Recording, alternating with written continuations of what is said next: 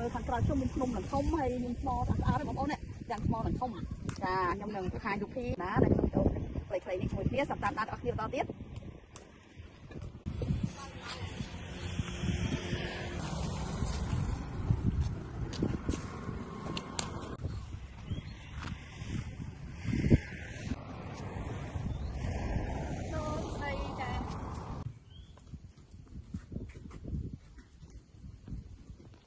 អូខេដាក់ខំតាមកហើយបងប្អូនណាចាប់តាមដានតតខ្ញុំនៅវីដេអូនេះវិញតែម្ដងហើយឡើងអុកមក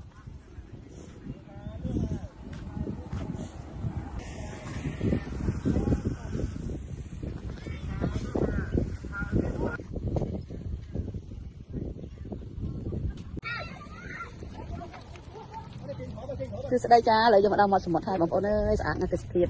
ស្រស់ស្រាយតែម្ដងនេះលំហ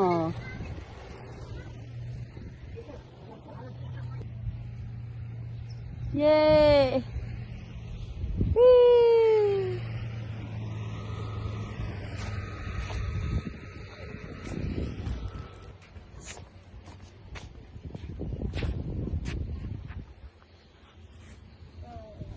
ពីព្រោះយើងបានមកឆ្នេររៀមដើម្បីមើលទឹកសមុទ្រនេះនៅខាងទៀតនេះមានថ្មទឹកទាំងតែម្ដងស្អាតនេះនៅខាងនេះមានទឹកសមុទ្រ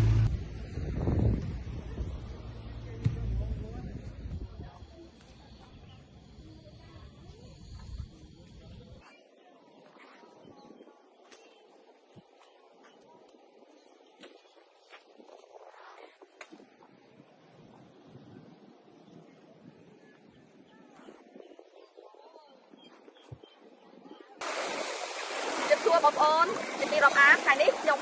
បានមកដល់ក្រុងកំពង់សោមឥឡូវកំពុងតែទៅឆ្នេរកំពង់ឆ្នាំពីកំពុងតែលេងនៅតាមឆ្នេរនេះមួយមនុស្សមានផ្សេងៗនៅជុំវិញបងប្អូនបានតាមដានទស្សនាវីដេអូមានប្លុកផ្សេងៗបន្តទៀតវិញតែម្ដងនៅក្នុងវីដេអូនេះកុំភ្លេចតាមដានអស់គ្នាមកដល់ស្អាតបងប្អូនវ៉ាវ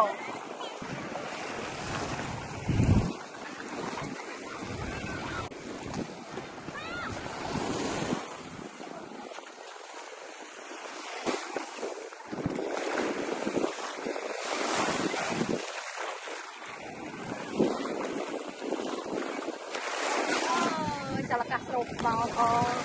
អាមែនទេបងប្អូននេះមកខ្ញុំយើងមកឲ្យចូលទៀត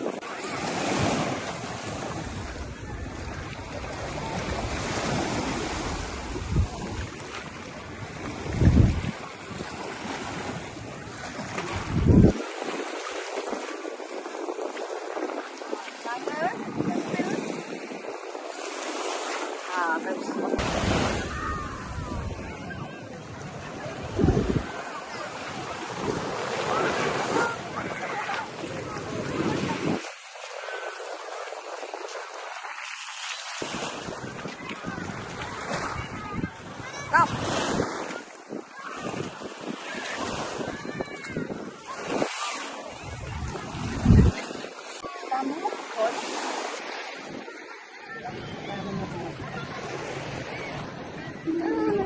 លាហើយកំពុងសោកបាយបាយរៀបលាមកយើងមួយ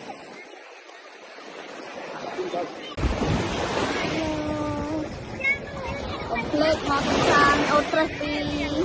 គឺយើងចេញដំណើរទៅភ្នំពេញវិញហើយយើងនៅតែឃើញទិដ្ឋភាពផ្សេងៗនៅតាមដងជ្រោះផ្សេងៗទៀតបាយបាយ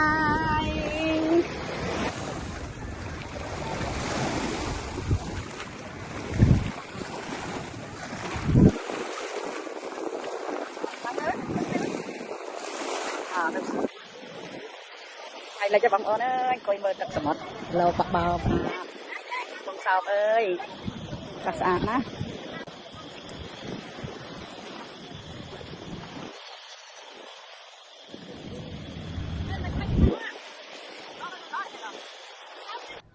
ចាធាតុអាកាសនៅមាត់សមុទ្រពិតជាត្រជាក់ស្រួលនៅក្នុងរដូវប្រាំងនេះគឺស្រួលម្យ៉ាងអត់មានទឹកភ្លៀងរំខានទេវាខ្យល់បក់លហើយស្រួលរៀងក្តៅបន្តិចមែនតែពេលយើងឈរនៅមាត់សមុទ្រ ខ្យល់សមុទ្រត្រជាក់ស្រួលហើយបរិសុទ្ធទៀតផងធ្វើអារម្មណ៍ស្រស់ស្រាយស្ងប់តែម្ដងនៅតាមឆ្នេរសមុទ្រមានភ្ញៀវទេសចរគ្រប់ជាតិសាសន៍ដែលដើរលេងកម្សាន្តនៅម្ដុំនេះគឺយើងឈរកន្លែងឆ្នេររៀងស្ងាត់ស្ងៀមបន្តិចគេទៅផ្ទះអស់ហើយពេលល្ងាចថ្ងៃលិចហើយនេះយើងឃើញទិដ្ឋភាពសមុទ្រពេលល្ងាចថ្ងៃរៀបលិចស្រស់ស្រាយតែម្ដងស្រូបខ្យល់អាកាសត្រជាក់ស្រួលបរិសុទ្ធទំនេរពីការងារយើងដើរកម្សាន្តស្រូបខ្យល់អាកាសតាមឆ្នេរសមុទ្រម្ដងដើម្បីឲ្យមានអារម្មណ៍ស្រស់ស្រាយមានសេចក្តីសុខជក់ចិត្តតែម្ដងបងប្អូនអើយមិនទាន់ទៅទីកន្លែងស្នាក់ទេអង្គុយលេងរហូតដល់ព្រលប់បន្តិចបានទៅរកកន្លែងសម្រាកក្មួយស្រីកំពុងតែដើរនៅតាមឆ្នេរដើរចុះដើរឡើងកំពុងតែខ្យល់ត្រជាក់បក់លហើយស្រួលផងចាបើសិនជាយើងដើរកម្សាន្តនៅរដូវវស្សាវិញណាក្នុងកំឡុងខែ6ខែ7វិញវាមានភ្លៀងធ្លាក់នៅមាត់សមុទ្រនៅតាមព្រៃភ្នំអញ្ចឹងវាមានងាយរងទឹកភ្លៀងហ៎ដល់អញ្ចឹងទៅវារំខាននៃការដើរកម្សាន្តរបស់យើងពេលយើងដើរនៅខែប្រាំងអញ្ចឹងវាអត់បីបារម្ភនឹងភ្លៀងទេគឺយើងអាចអង្គុយលេងបានយូរថតអីបានយូរអញ្ចឹងណាហ្នឹងហើយវាមួយយ៉ាងដែរតែវាក្តៅបន្តិចក្នុងរដូវប្រាំងវាក្តៅបន្តិចតែងាយស្រួលដើរលេងកម្សាន្តបានយូរម៉ោងអត់ខាតពេលទេដោយសារខែវស្សាវាភ្លៀងអញ្ចឹងទៅវាអត់សូវសុបាយទេតែបើសិនជាទៅខាងទឹកជ្រោះរដូវវស្សាវាមានទឹកច្រើនលេងមុជស្រួលទៀតតែរដូវប្រាំងចេះមានតែតាមសមុទ្រទេតែមានទឹកមុជស្រួលមិនពិបាកតែតាមរមណីយដ្ឋានទឹកជ្រោះអីវាអត់មានទឹកទេដោយសារខែប្រាំងអញ្ចឹងវារីងស្ងួតអស់ហើយបញ្ចប់ការងារចុងសប្តាហ៍ដើរលេងកម្សាន្តកន្លែងណាដែលធ្វើឲ្យអារម្មណ៍យើងប្លែកក្មេងៗកំពុងតែឡើងចុះដើរឡើងលេងនៅតាមឆ្នេរហ្នឹងហើយមានគូសង្សារគេអង្គុយមួយគ្នាសង់តែម៉ងនិយាយពីរឿងក្នុងចិត្តគេម្នាក់នេះយើងសង់តែម៉ងកន្លែងនេះម្នាក់ឯងទៅអត់មានគូទេចាអង្គុយរងចាំអ្នកត្រឡប់មកវិញនៅតាមឆ្នេរសមុទ្រលើផ្ទាំងថ្មមួយនេះអនុស្សាវរីយ៍អតីតកាល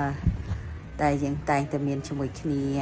ចាកំពុងតែដើរចុះដើរឡើងនៅតាមឆ្នេរមួយនេះមិនសូវស្អាតទេកន្លែងនេះប៉ុន្តែស្ងាត់ល្អបងប្អូនអត់មានមនុស្សណារំខានយើងទេចង់និយាយចង់ស្រែកចង់ច្រៀងចង់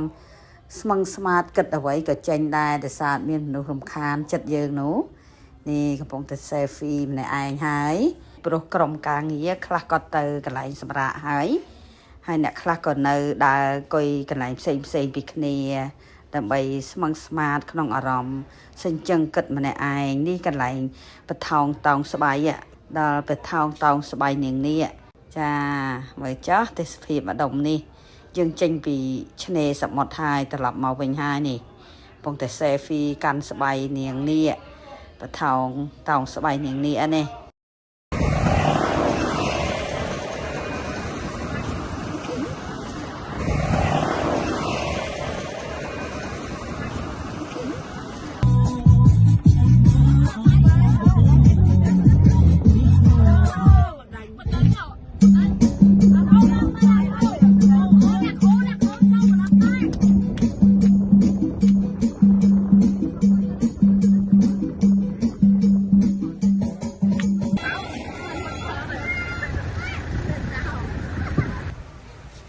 សួរបងប្អូនថ្ងៃនេះខ្ញុំបានមកដល់ថ្មរូងហើយបងប្អូនគឺនៅផ្លូវទៅកំពង់សោមយើងមកពីកំពង់សោមវិញយើងចូលនៅទីនេះខែប្រាំងអញ្ចឹងអត់មានទឹកទេហូររំតិចទេនៅជុំវិញខ្ញុំឃើញទេហើយតបមកដល់ខែប្រាំងខែវស្សាអត់មានទឹកហូរទៅច្រើនតែឥឡូវអត់មានទេចូលទៅមកនិយាយមួយ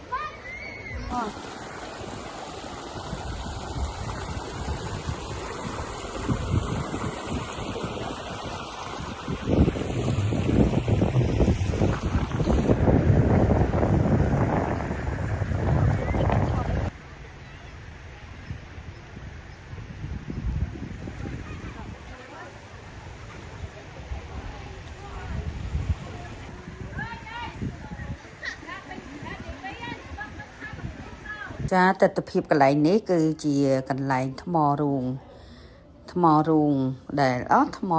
នេះក្មេងៗកំពុងតែដើររត់លេងនៅលើផ្ទាំងថ្មហើយខែប្រាំងអញ្ចឹងអត់មានទឹកទេក្តៅហួតហែងតែម្ដងមានតែទឹកហូរតិចតួចរឹមធ្លាក់ពីលើភ្នំមក